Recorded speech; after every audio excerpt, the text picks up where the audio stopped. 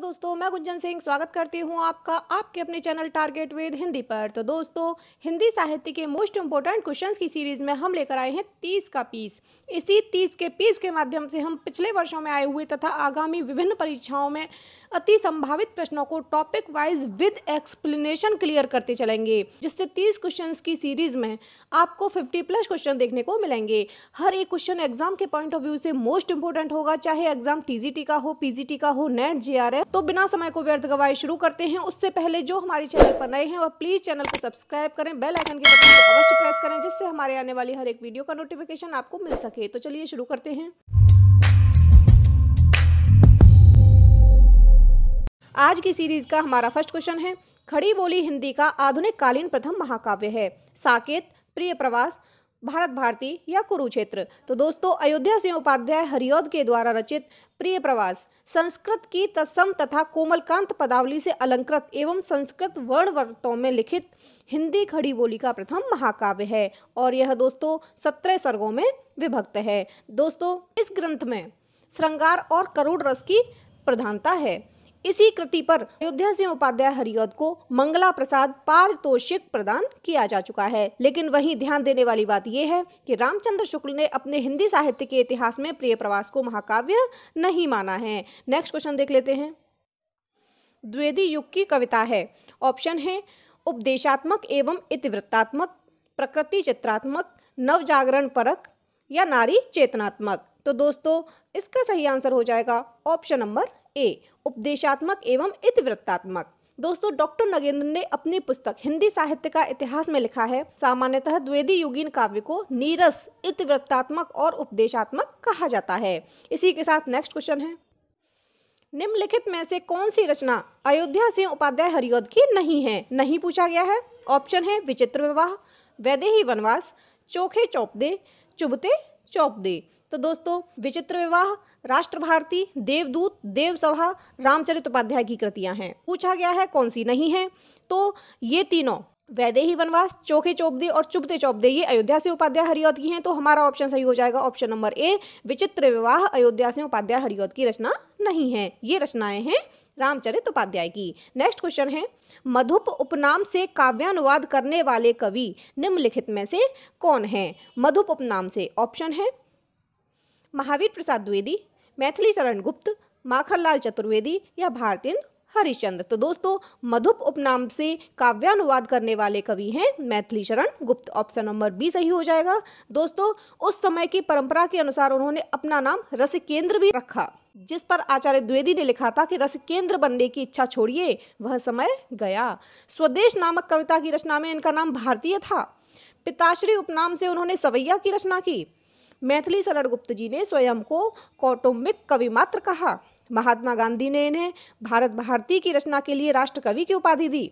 और दोस्तों, इन्हें आधुनिक युग का तुलसी भी कहा जाता है। ये द्विवेदी युग के हरिगीत का छंद के बादशाह माने जाते हैं। आचार्य रामचंद्र शुक्ल ने इन्हें सामंजस्यवादी कवि भी कहा है। अब आप बताइए कितने सारे इनके उपनाम हैं। नेक्स्ट है, भारत भारती का प्रकाशन किस वर्ष हुआ?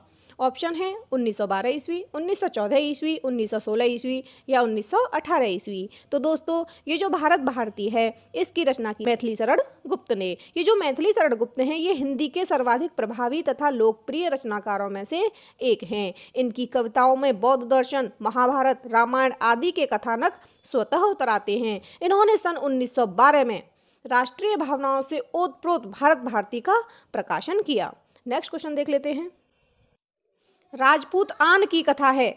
ऑप्शन है सिद्धराज, रंग में भंग, पंचवटी या साकेत? तो दोस्तों, ये जो रंग में भंग है यह राजपूत आन की कथा है और यह मैथिली शरण गुप्त के द्वारा रचित है। नेक्स्ट क्वेश्चन है, छायावाद शब्द का सर्वप्रथम प्रयोग किस आलोचक ने किया था? ऑप्शन है मुकुटधर पांडे, आचार्य रामचंद्र शुक्ल, हजारी प्रसाद द्विवेदी या नामवर सिंह? तो दोस्तों, इसका सही आंसर हो जाएगा option number A, Mukutdhar Pandey. छायावाद शब्द का सर्वप्रथम प्रयोग मुकुटधर पांडे ने किया। छायावाद को प्रसिद्ध करने में पंडित मुकुटधर पांडे के श्री शारदा पत्रिका में प्रकाशित लेखमाला की अहम भूमिका रही। उन्होंने सन 1916 में इनके पहले कविता संग्रह पूजा के फूल का प्रकाशन हुआ। इनकी प्रमुख कृतियां हैं शैलबाला, लच्छमा, परिश्रम, हृदयदान, मामा इत्यादि। दोस्तों हर एक क्वेश्चन के साथ आपके 2 से 3, 3 से 4 क्वेश्चन क्लियर होते चल रहे हैं। नेक्स्ट क्वेश्चन देख लेते हैं। मैथिली शरण गुप्त द्वारा रचित जयद्रथ वध क्या है? ऑप्शन है महाकाव्य, प्रबंध काव्य, खंड काव्य या इनमें से कोई नहीं। दोस्तों मैथिली शरण गुप्त द्वारा रचित जयद्रथ वध का प्रकाशन हुआ था सन 1910 में। कब हुआ था? सन 1910 में। यह हरिगीतिका छंद में रचित एक खंड काव्य है। हरिगीतिका छंद में रचित एक खंड काव्य। नेक्स्ट क्वेश्चन है। साकेत महाकाव्य का सर्वाधिक मार्मिक सर्ग है? षष्ठम, सप्तम, अष्टम या नवम? तो दोस्तों मैथिली शरण गुप्त द्वारा रचित है साकेत। किसके द्वारा? मैथिली शरण गुप्त के द्वारा। और यह एक महाकाव्य है। इसका नवम सर्ग सर्वाधिक मार्मिक है। साकेत में कुल सर्ग की बात करें तो वह 12 हैं। इसका रचनाकाल सन 1916 से 1932 ईस्वी है। ये जो साकेत है इसकी संपूर्ण कथा के केंद्र बिंदु में है उर्मिला। दोस्तों आचार्य महावीर प्रसाद द्विवेदी ने कवियों की उर्मिला विषयक उदासीनता लेख के द्वारा हिंदी कवियों से अनुरोध किया था कि वे इस उपेक्षा को दूर करें। अपने काव्य गुरु द्विवेदी जी से संकेत पाकर, जो ये मैथिली शरण गुप्त हैं, इन्होंने साकेत लिखना शुरू किया था। नेक्स्ट क्वेश्चन है। छायावादी युग का प्रवर्तक किसे कहा जाता है? ऑप्शन है जयशंकर प्रसाद, सुमित्रानंदन पंत, महादेवी वर्मा या सूर्यकांत त्रिपाठी निराला। तो दोस्तों छायावाद के प्रवर्तक की बात करें तो इसके संबंध में एक लंबा विवाद है। वैसे अधिकतर विद्वानों की बात करें तो वह प्रसाद की झरना 1918 ईस्वी में प्रकाशित हुई थी। इससे इस युग की शुरुआत मानते हैं, क्योंकि इस युग में प्रसाद का आगमन पहले हुआ और छायावाद की भी यहीं से शुरुआत मानी जाती है। अतः जयशंकर प्रसाद को ही छायावाद का प्रवर्तक माना जा सकता है। नेक्स्ट क्वेश्चन है। आधुनिक काल की किस काव्यधारा में रहस्यवाद की भावना पाई जाती है? द्विवेदी युग, छायावाद, प्रगतिवाद या प्रयोगवाद? तो दोस्तों आधुनिक काल की छायावाद काव्यधारा में रहस्यवाद की भावना पाई जाती है। छायावाद 2 अर्थों में प्रयुक्त किया गया दोस्तों, रहस्यवाद के अर्थ में और शैली विशेष या पद्धति विशेष के व्यापक अर्थ में। नेक्स्ट क्वेश्चन है। छायावाद की पहली रचना मानी जाती है पल्लव, लहर, कामायनी या झरना? अभी हमने डिस्कस किया था कि छायावादी युग का प्रवर्तक कौन है, तो प्रवर्तक हैं जयशंकर प्रसाद, और जयशंकर प्रसाद की ही रचना है झरना। झरना से छायावाद की शुरुआत मानी जाती है, तो यही छायावाद की पहली रचना है। नेक्स्ट क्वेश्चन है। चित्रात्मक भाषा एवं लाक्षणिक पदावली किस युग की कविता की विशेषता है? चित्रात्मक भाषा एवं लाक्षणिक पदावली।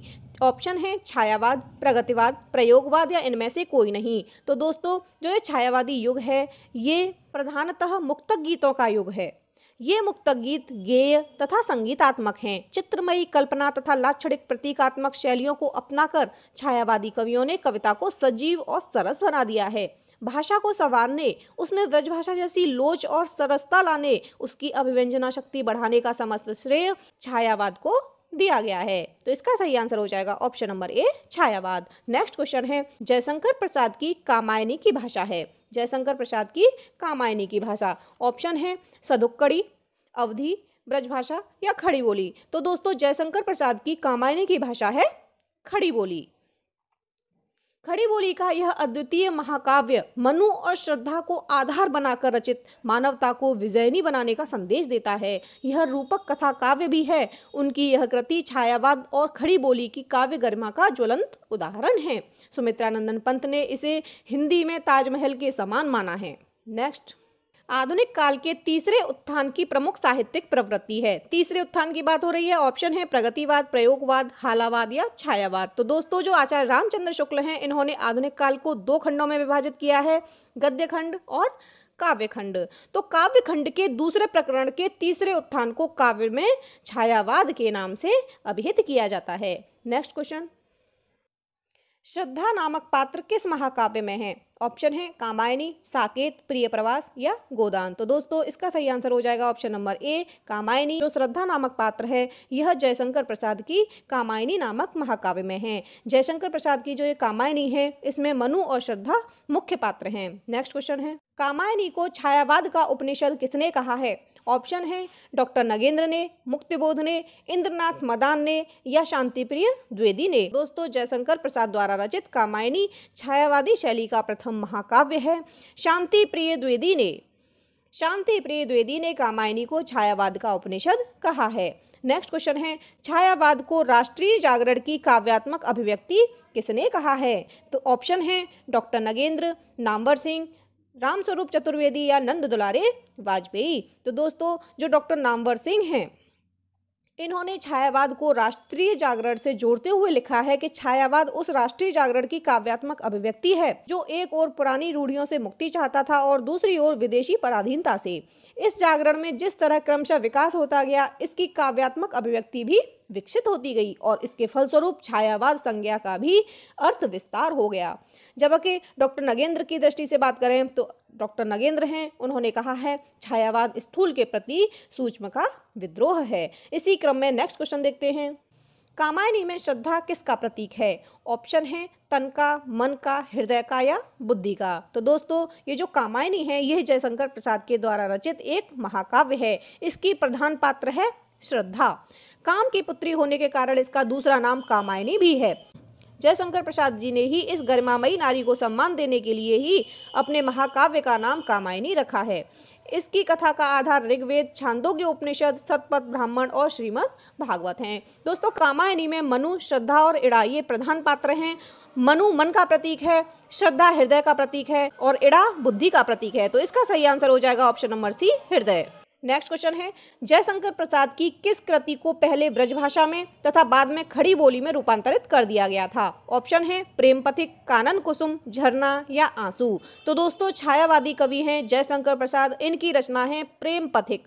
प्रेम पथिक पहले ब्रजभाषा में लिखी गई थी किंतु बाद में खड़ी बोली में रूपांतरित कर दी गई। इनकी अन्य रचनाएं हैं जैसे उर्वशी, वन मिलन, प्रेम राज्य, अयोध्या का द्वार, शोकोच्छ्वास, बब्रुवाहन, कानन कुसुम, करुणालय, महाराणा का महत्व, झरना, आंसू, लहर और कामायनी। इसी क्रम में नेक्स्ट क्वेश्चन है, आंसू है, आंसू क्या है? तो दोस्तों ऑप्शन है मुक्तक काव्य संकलन, अतुकांत काव्य, प्रबंध काव्य या विरह काव्य।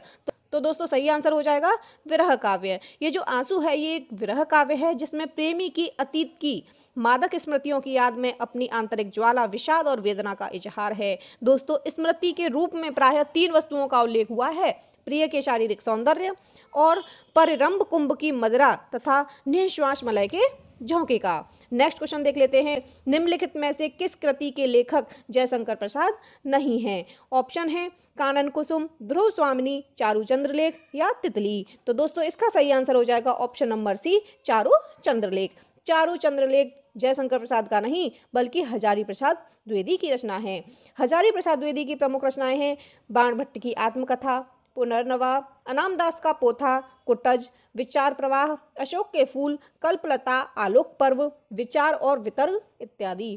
कानन कुसुम, ध्रुव स्वामिनी और तितली की बात करें तो यह जयशंकर प्रसाद की रचनाएं हैं। नेक्स्ट क्वेश्चन है, निम्नलिखित में से कौन सी रचना महादेवी वर्मा की नहीं है? ऑप्शन है यामा, दीपशिखा, आंगन के पार द्वार या नीरजा। दोस्तों इसका सही आंसर हो जाएगा ऑप्शन नंबर सी, आंगन के पार द्वार। यह महादेवी वर्मा की नहीं बल्कि सच्चिदानंद हीरानंद वात्सायन अज्ञेय की रचना है। अज्ञेय की अन्य प्रमुख रचनाएं हैं अरि ओ करुणा प्रभामय, हरी घास पर क्षणभर, इंद्रधनुष रौंदे हुए थे, पूर्वा, सुनहले सहवाल, कितनी नावों में कितनी बार, बावरा अहेरी, इत्यलम, चिंता, पहले मैं सन्नाटा बुनता हूँ इत्यादि। ये सभी जो रचनाएं हैं ये बहुत ही महत्वपूर्ण हैं। हर एग्जाम में कोई न कोई रचना अवश्य ही पूछी जाती है। दोस्तों महादेवी वर्मा की ये रचनाएं हैं यामा, दीपशिखा, नीरजा, सांध्य गीत, सप्तपर्णा, हिमालय। इसी के साथ नेक्स्ट क्वेश्चन देख लेते हैं, इनमें से छायावादी कवि कौन नहीं है? सूर्यकांत त्रिपाठी निराला, सुमित्रा नंदन पंत, जयशंकर प्रसाद या शिवमंगल सिंह सुमन। तो दोस्तों इसका सही आंसर हो जाएगा option number D, Shivmangal Singh Suman. ये छायावादी कवि नहीं है बल्कि ये तीनों छायावादी कवि हैं। नेक्स्ट क्वेश्चन है, केवल सूक्ष्मगत सौंदर्य सत्ता का राग कहकर छायावाद का किसने विरोध किया था? ऑप्शन है आचार्य शुक्ल, महादेवी वर्मा, सुमित्रा नंदन पंत या अज्ञेय। तो दोस्तों छायावादी समीक्षा का विवेचन करते हुए महादेवी वर्मा ने कहा है छायावाद स्थूल की प्रतिक्रिया में उत्पन्न हुआ था। छायावाद ने कोई रूढ़िगत आध्यात्म या वर्गगत सिद्धांतों का संचयन न देकर हमें केवल समष्टिगत चेतना और सूक्ष्मगत सौंदर्य सत्ता की ओर जागरूक कर दिया था। इसी से उसे यथार्थ रूप में ग्रहण करना हमारे लिए कठिन हो गया। तो दोस्तों ये जो महादेवी वर्मा हैं, इन्होंने केवल सूक्ष्मगत सौंदर्य सत्ता का राग कहकर छायावाद का विरोध किया। नेक्स्ट क्वेश्चन है, निराला की कविता राम की शक्ति पूजा पर किस रचना का सर्वाधिक प्रभाव है? ऑप्शन है रामचरितमानस, वाल्मीकि रामायण, साकेत या कृत्तिवास रामायण। तो दोस्तों कृत्तिवास रामायण के आधार पर सूर्यकांत त्रिपाठी निराला ने राम की शक्ति पूजा मेधक काव्य की रचना की। निराला जी ने इस कथा में परिवर्तन तो नहीं किया, लेकिन राम के चरित्र को आधुनिक मनुष्य के अंतर्द्वंद से जोड़ दिया है। निराला की कविताओं पर भारतीय दर्शन का गहरा प्रभाव है। राम की शक्ति पूजा लंका कांड के कथानक को लेकर लिखी गई एक लंबी कविता है। यह राम कथा कम, निराला के रचनात्मक संशय, संघर्ष एवं आत्म बलिदान की कहानी अधिक है। नेक्स्ट क्वेश्चन है, आधुनिक मीरा किसे कहा जाता है? ऑप्शन है सुभद्रा कुमारी चौहान, मन्नू भंडारी, महादेवी वर्मा या उषा प्रेमवदा। तो दोस्तों जिस प्रकार मीरा ने स्वयं को श्री कृष्ण के प्रति समर्पित कर दिया था, यही समर्पण भाव महादेवी वर्मा की कविताओं में है। इसीलिए महादेवी वर्मा को आधुनिक युग की मीरा कहा गया है। नेक्स्ट क्वेश्चन है, सुमित्रा नंदन पंत का जन्म स्थान कहाँ है? ऑप्शन है कौसानी, बागेश्वर, नैनीताल या हल्द्वानी। तो इसका सही आंसर हो जाएगा दोस्तों ऑप्शन नंबर ए, कौसानी। ये जो सुमित्रा नंदन पंत हैं, इनका जन्म 1900 में तत्कालीन उत्तर प्रदेश के अल्मोड़ा जिले के कौसानी नामक ग्राम में हुआ था। इनकी मृत्यु 1970 में इलाहाबाद में हुई। नेक्स्ट क्वेश्चन देखते हैं, नीर भरी दुख की बदली, यह कथन किसका है? ऑप्शन है महादेवी वर्मा, जयशंकर प्रसाद, पंत, निराला। तो दोस्तों महादेवी वर्मा का दुखवाद किसी सीमा तक समाज कल्याण की भावना से संपृक्त है। वे जब अपने जीवन की तुलना नीर भरी दुख की बदली से करती हैं, तो वहां आध्यात्मिक साधना के साथ साथ लोक कल्याण की भावना भी विद्यमान रहती है। जिस प्रकार घटा स्वयं को गलाकर सृष्टि को सुख और शीतलता प्रदान करती है, या दीपक स्वयं जलकर राख हो जाता है परंतु परिवेश को अलौकित करता है, उसी प्रकार महादेवी स्वयं साधना की आग में जलकर सामाजिक जीवन को अधिक सुखद और मंगलमय बनाना चाहती हैं। नेक्स्ट क्वेश्चन है, कला और बूढ़ा चांद के लेखक हैं। ऑप्शन है रामधारी सिंह दिनकर, सुमित्रा नंदन पंत, सूर्यकांत त्रिपाठी निराला या नंद दुलारे वाजपेयी। तो दोस्तों ये जो कला और बूढ़ा चांद है, इसके लेखक हैं सुमित्रा नंदन पंत।